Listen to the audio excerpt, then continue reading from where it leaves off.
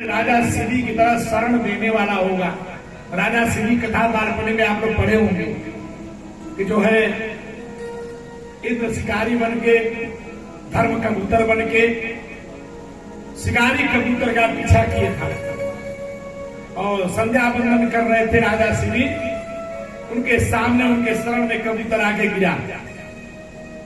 शिकारी मांग रहा है, यह शिकार मेरा है राजन, मैं भूखा हूं, ये तो मेरा आहार है, मुझे दे दो। अब कबूतर करा, नहीं राजा, मुझे जाने मत नहीं, मुझे मार डालेगा, मेरे प्राणों की तुम रक्षा करो, इसीलिए मैं तुम्हारे शरण में आया हूं। राजा श्री बड़े दुविधा में पड़ गए। इधर जो है इसके प्राणों की रक्षा की बात है, उधर उसके पेट की रक्षा की बात है, दोनों की आवश्यकता है। एक निर्णय लिया राजा ने, कहा कि हे शिकारी, कबूतर के भार का मांस मैं तुम्हें दे दूंगा, तुम लेके चले जाओ, इसके प्राणों की रक्षा हो जाएगी। कहे तो ठीक है, एक तरफ कबूतर को रख दीजिए, एक तरफ मुझे इतना मांस दे दीजिए। शरीर के मांस को काट काट करके तराजू में रखते जा रहे हैं, लेकिन कबूतर टस से मसी नहीं हो रहा है। विचित्र धर्म की परीक्षा है। पूरे शरीर का मांस काट करके शिवी ने चढ़ा दिया, फिर भी कबूतर टस से मस तराजू नहीं हुआ। अंत में राजा शिवी ने जब तराजू में स्वयं बैठ गए तो कबूतर बराबर में आ गया। प्रेम बोले वृंदावन बिहारी लाल की जय। ये है, यह शरणागति है।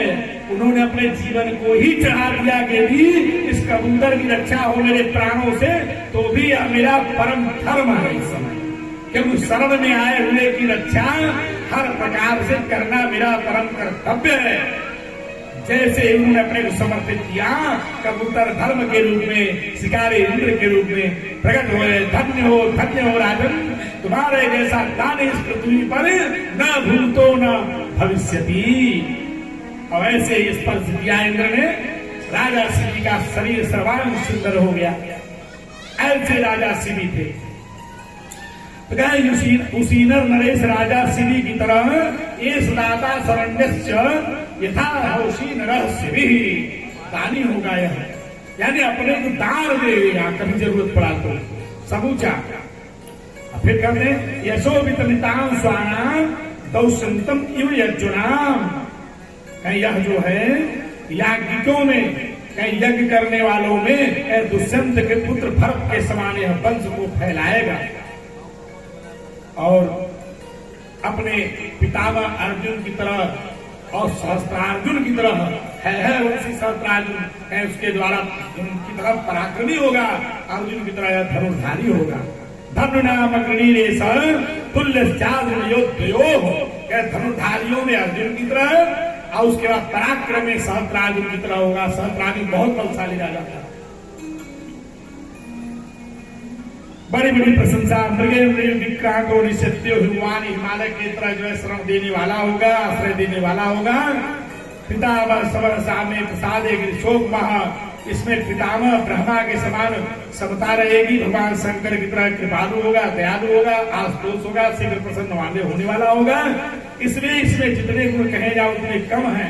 आपके कुल कीर्ति को यह बालक बढ़ाएगा और इसके ऊपर भगवान की विशेष कृपा है। पर रक्षित परिचित, दूसरे के द्वारा जिसके प्राण वापस आए, जिसकी रक्षा हुई, और जिसने इच्छित परिचित, जिसने चारों तरफ गर्भ में ही विचार किया, परीक्षण किया कि आखिर मेरी तरफ चारों तरफ घूमने वाले ये कौन है, परीक्षण करता था, इसलिए इसका नाम रखा जाएगा परीक्षित।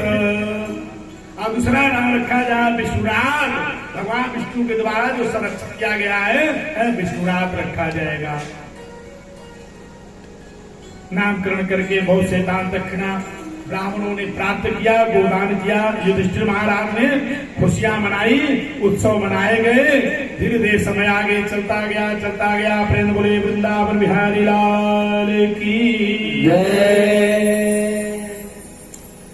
और बड़े हुए, बाल्यावस्था से निकल करके किशोरावस्था में आए, किशोरावस्था से निकल करके युवावस्था में आए और समय को प्रतिकूल जान करके पांडवों ने अपनी धर्मपत्नी, अपनी माता कुंती, धर्मपत्नी सुभद्रा और द्रौपदी को साथ में लेकर के स्वयं वानप्रस्थ के रास्ता प्रशस्त कर लिए और परीक्षित को राज्य का कार्यभार हस्तिनापुर का राजा बना दिए।